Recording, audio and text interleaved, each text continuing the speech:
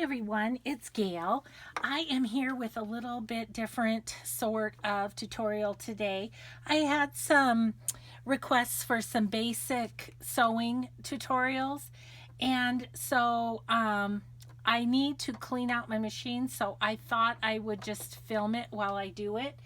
Um, Little disclaimer here, I only found out about a year ago that you're supposed to clean underneath where the bobbin is and everything. I did not know that until my friend Diane heard my machine clunking away at a retreat, and she said, Gail, you need to clean out your machine. And so I did, and I ended up with a small rodent size glob of guck. So you get a lot of fibers from sewing fabric, but you get even more dust and stuff from sewing paper. So what I've done so far is I took out the bobbin, took off the plate, out the bobbin, and what I'm going to do is just work at kind of getting these screws out, which is totally awkward. I'm sure I don't quite have the right size screwdriver for it, but this screwdriver was my dad's, and so it makes me happy to use it, even though it's probably not the best one for this job. But one of those little computer screwdrivers would be perfect. So you just loosen your screws. See, my dad's screwdriver is getting the job done. Thank you, Dad. So okay, so you get those loose, and we're gonna just take them out of there, and I'm gonna set them right here so I don't lose them, because that would be disastrous. Now, my friend Diane had this nifty little thing that shot air in a can. It was like a can of air. I don't have that, so that is not going to happen for this girl, but oh yeah, there's goobers in there.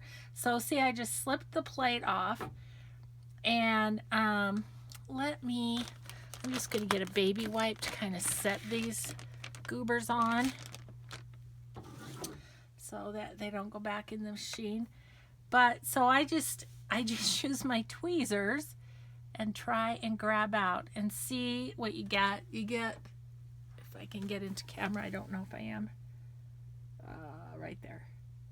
And is it gonna, it's not gonna focus, but that's what you get out of your machine. And it's just fibers and dust and things from the fabric, yes, but also from the paper.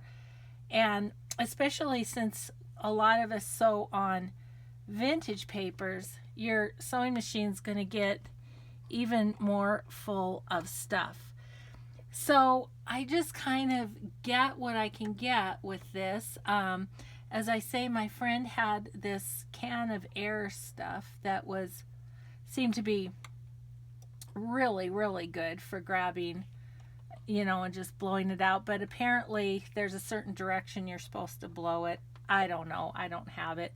So I just get as much as I can with my tweezers, and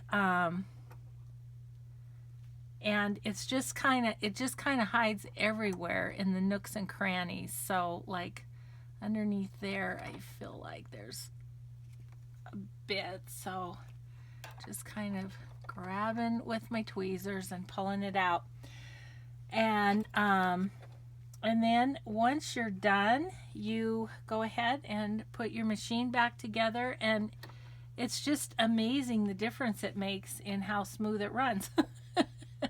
Who knew?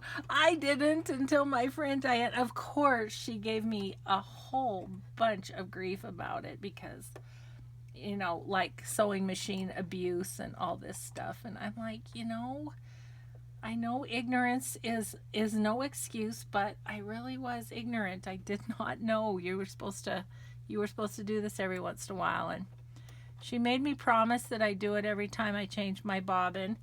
And it's been a year, and this is the second time I've done it.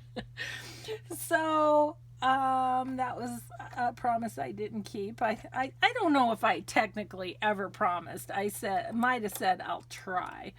because I know me. I just want to get doing what I want to get doing. So I don't know. I think I've got that pretty good. And so then I'm just going to put the plate back on, which it just kind of slides back in there, and screw the screws back in, and then we'll be ready to go for the next project.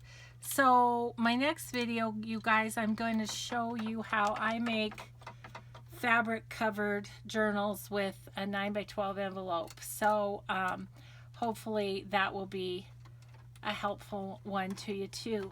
So you just put those back on and tighten them up with Daddy's screwdriver, and righty-tighty, right? Lefty-loosey. And then you're ready to go again. And so I was using brown thread, so I was gonna change to pink for my next project and for these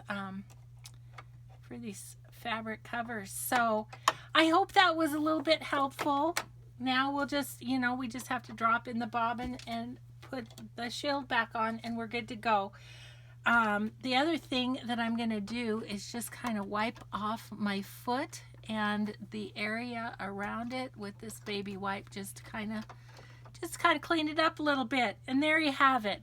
So that's a cleaning your sewing machine under your bobbin tutorial. Thanks for joining me, everybody. We'll be back next time with that fabric cover tutorial, and so we'll just see you then. Thanks. Bye-bye.